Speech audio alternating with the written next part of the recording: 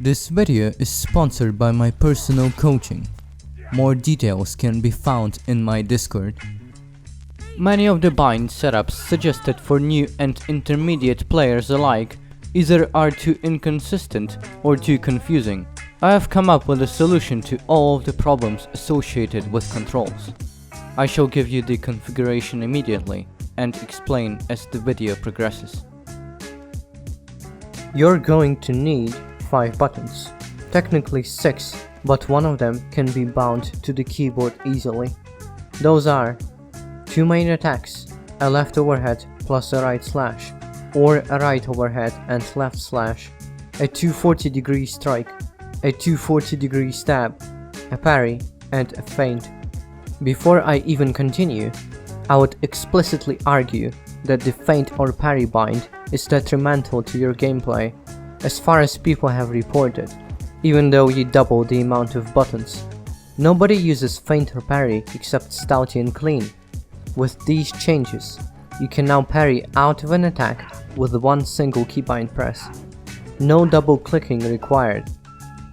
Alright, so why bother with that many buttons? Why can't I just have a button for a swing and a button for a stab? Let me explain exactly how the 240 setup works. There are 2 binds that utilize the system, simply called strike and stab. Those keybind choices provide you with virtually 240 different procedural swing step angles by flicking the mouse in a particular direction. A 240 strike and stab get access to every attack angle. The reason you don't call it a 360 system is that you cannot attack straight from above and the bottom. All this might sound good on paper, but it is quite inconsistent. Out of a neutral state, you can easily use 240 strikes due to the absence of pressure, and pressure can be mitigated by playing passive in large-scale teamfight modes.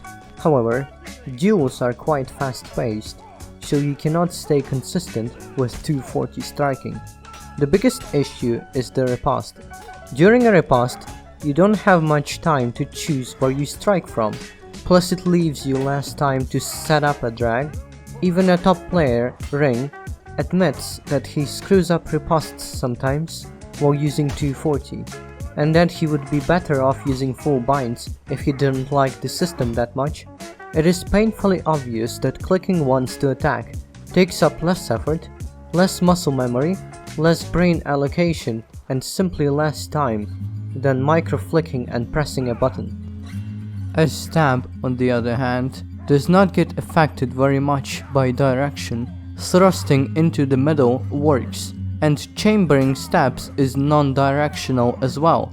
I recommend using 240 stab because of this, but also since it's impossible to perform over and under thrusts with binds, which can be useful. So why does 240 slash even exist in this configuration, while the majority of players prefer chambering with 240? In order to be able to chamber with binds, you'd either have to assign many buttons or hold a button to flip angles, which can be awkward. A 240 chamber is done by looking at their weapon and clicking. That's quite intuitive. Okay, but why use the weird setup with one horizontal and one vertical strike? It's quite simple, really. This method allows you to compete on the highest levels while using as few buttons as possible.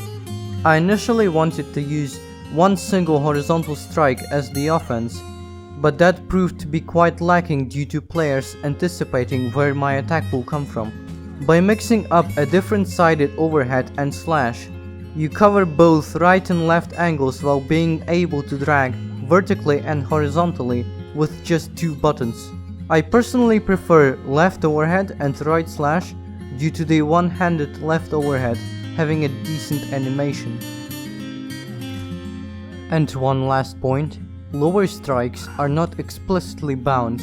You access them by doing a 240 strike. The reason is that drags on an undercut feel unrewarding due to their weird trajectory, which can be easily dodged. You can still do the drags, just not as effectively as having underhands bound. To sum up, here is how you use the proposed binds. The two main attacks are there for directional consistency from a riposte, plus much better dragging potential, since the microflick of 240 is eliminated. The separate feint and parry keys are for quality of life purposes. The 240 strike is there for chambering and undercuts, and the 240 stab is perfectly usable and viable. In regards to binding, adapt to your setups. I cannot recommend a stock array of buttons to use. One thing I can say though is that the parry key is best done on right or left mouse buttons, and that feints are often done by the left hand ring finger or thumb. I'm working on a defensive footwork reading guide, which will be of help to 99% of all players. Stay tuned for that. Meanwhile, check out my Discord. I'll see you soon.